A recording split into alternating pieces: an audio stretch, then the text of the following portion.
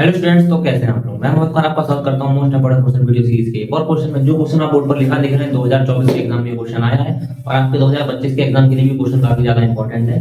तो क्वेश्चन है हमारे पास, हमको एक सदिश दिया है वेक्टर a बराबर a1 i cap a2 j cap a3 k cap और वेक्टर b बराबर a1 i cap b2 j cap plus b3 k cap. इसी तरीके से वेक्टर c भी दिया है, तो हमको दर्शाना है कि a cross b plus c बराबर a cross b plus a cross c। तो ये हमको दर्शाना है। तो आइए क्वेश्चन करना शुरू करते हैं, डालेंगे सॉल्यूशन। तो जो जो दिया है वो पहले लिख लेंगे। वेक्टर ए बराबर दिया है a1 i cap plus a2 j cap plus a3 k cap. फिर वेक्टर b बराबर दिया है b1 i cap b2 j cap b3 k cap. फिर वेक्टर c बराबर दिया है c1 i cap c2 j cap plus c3 k cap. ठीक है, उसके बाद आगे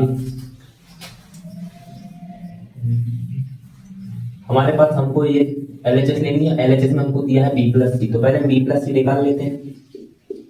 तो vector b plus vector c बराबर, तो वेक्टर b है b1 i cap b2 j cap और b3 k कैप। ठीक, प्लस c है c1 i cap c2 j cap और c3 k कैप। ठीक है, जब आप इन दोनों को जोड़ेंगे तो vector b plus vector c हो जाएगा। देखो आई वाले एक पास, ये दो हैं आई वाले, तो इनमें आई कॉमन ले लेंगे तो हो जाएगा b1 plus c1 i cap. इसी तरीके से ये j वाले, तो b2 plus c2 j cap और इसी तरीके से ये k वाले, तो b3 प्लस c3 k। ठीक है, तो कर लिए इस तरीके से। अब लेंगे LHS। तो LHS है हमारे पास a cross b plus c। ठीक है, तो vector a cross b plus c, तो क्रॉस इस तरीके से लिखा ऊपर i कैप j कैप और k कैप। फिर क्या करेंगे i j k के गुणांक, तो a में i का गुणांक है a1, j का गुणांक है a2 और k का गुणांक है a3। इसी तरीके से b प्लस c में i का गुणांक है b1 प्लस c1, इधर है b2 प्लस c2 और इधर है b3 प्लस c3। ठीक है, i के गुणांक ये है, लिख दिए।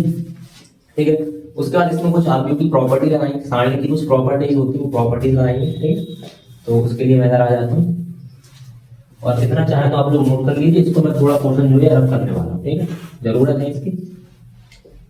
ये इतना मिटा दिया, बाकी आप लोग अपना देख लीजिए। तो जो LHS हमारी चल रही थी, यहाँ पर हम एक सारणी की प्रॉपर्टी लगाएंगे। अगर सारणी की किसी पंक्ति या किसी स्तंभ का प्रत्येक अवयव दो अवयवों का योग है तो इसे अलग अलग दो सारणिकों के रूप में लिखा जा सकता है। और वो कैसे लिखा जाएगा देखिए। तो ऊपर का तो सेम रहेगा i j k, second row भी सेम रहेगी a1 a2 a3। योग कौन है ये b1 c1 b2 c2 b3 c3। तो इसमें से b1 b2 b3 अलग कर लेंगे, b1 plus b2 plus b3 plus इसी तरीके से पहला दोनों सेम रहेंगे और लास्ट में जो c1 c2 c3 है वो यहाँ पर आ जाएगा।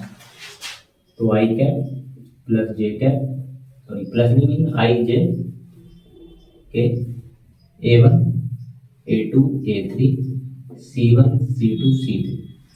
अब यहाँ आप देखिए इस वाले रो को हमने दो अलग अलग इसमें तोड़ लिया, सारणिकों में तोड़ लिया। ठीक है, अब जब ये दो अलग अलग सारणिकों में टूट गया तो आप इसको ध्यान से देखिए।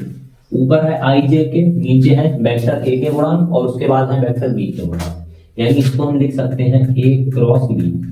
क्योंकि अगर मुझे a क्रॉस b निकालना तो ऐसे तो लिखूंगा पहले i j के, फिर वेक्टर a के गुणांक a1 a2 a3, फिर वेक्टर b के गुणांक b1 b2 b3। इसी तरीके से इधर भी सेम है i j के a1 a2 a3 फिर c1 c2 c3, तो vector a cross vector c लिख सकते हैं। और ये हमारा किसके बराबर है RH ऐसे। तो ये हमारा प्रूफ हुआ। ठीक है, तो ये सिद्ध करवाया तो काफी ज्यादा आसान क्वेश्चन था। अगर हमको सारणी की प्रॉपर्टी बताया, अगर नहीं पता तो सवाल बहुत लंबा खींचेगा, बिना प्रॉपर्टीज के करेंगे। तो आज की इस वीडियो में इतना ही।